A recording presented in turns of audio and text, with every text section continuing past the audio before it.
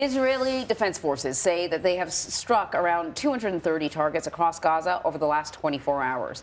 The IDF also claims it uncovered a vast tunnel network in the heart of Gaza City that was used by Hamas to move weapons, militants, and supplies. And as fighting continues, the World Health Organization says northern Gaza is now without a functional hospital due to a lack of fuel, staff, and supplies. And this comes as the UN Security Council is expected to vote today on a ceasefire resolution after it was delayed again yesterday.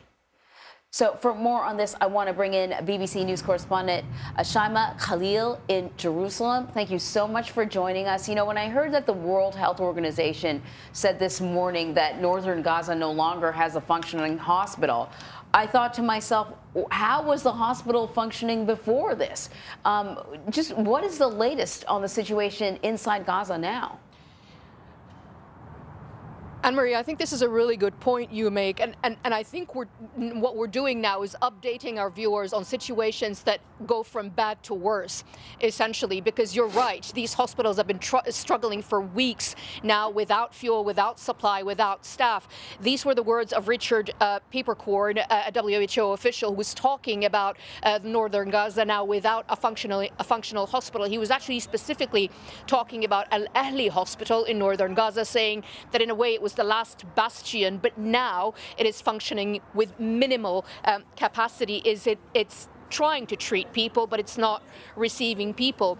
Also adding that a WHO team had been to the Al Ahli hospital, just looking at the situation on the ground, it being completely overwhelmed by people who are in need of emergency care, unable to get it, but also bodies on the ground in the courtyard that have been piled up in rows. And I think that mental image really of those bodies that has been recurring in hospitals across northern Gaza. One comment that stood out to me in terms of what the WHO said about northern Gaza is that hospitals in that area are now no longer hospitals, they're hospices. There are places where people cannot be treated, they are waiting there to die. Wow. Wow. So what more can you tell us about the tunnel network that the Israel Defense Forces say they've uncovered? Yeah, Vlad, and it's important to tell our viewers that, we cannot really independently verify this, but what the Israeli army described is an advanced tunnel network. The footage that we saw was of a vast, deep network of well-built, well-equipped tunnels. The Israeli army says that they connect houses of different Hamas leaders, including Yahya Sinwar, a name that has been in the headlines now for a while. This is the man that is thought to be the mastermind of the October 7th deadly attacks. He is, fair to say, on the top of Israel's most wanted list. It also says that these tunnels have shafts that go into other key positions like the Shifa hospital, for example. Look, uncovering Hamas tunnels isn't in itself new, but I think what the Israeli army is trying to show is the sophistication of that operation underground at the heart or under the heart of Gaza City. And while Hamas hasn't commented on that particular incident, they've long boasted of their spiraling network of tunnels under Gaza.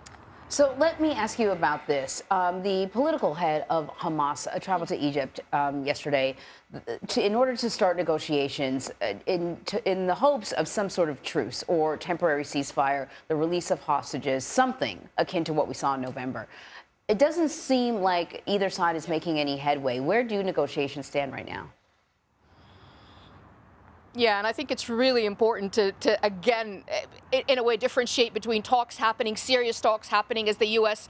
Administration has been saying, and actually that leading to any agreement. Because if you think about it, you've got two sides that are very solidly on either side of the spectrum in terms of what needs to happen on the ground. Hamas and other Palestinian factions, including the Islamic Jihad, also due in Cairo next week, are saying there is no release of hostages until there is a complete ceasefire, in essence, until the war ends. That is out of the question for the Israeli government, who say there will be no stopping of war until Hamas is eliminated and their capability of attacking Israel is eliminated. In the middle, you have a UN resolution still, still in the works, and you've got meetings in Cairo with Ismail Haniyeh, the head of Hamas, and Lord Cameron, the UK Foreign Secretary, trying to bridge that gap, trying to come up with an agreement that will make a difference on the ground.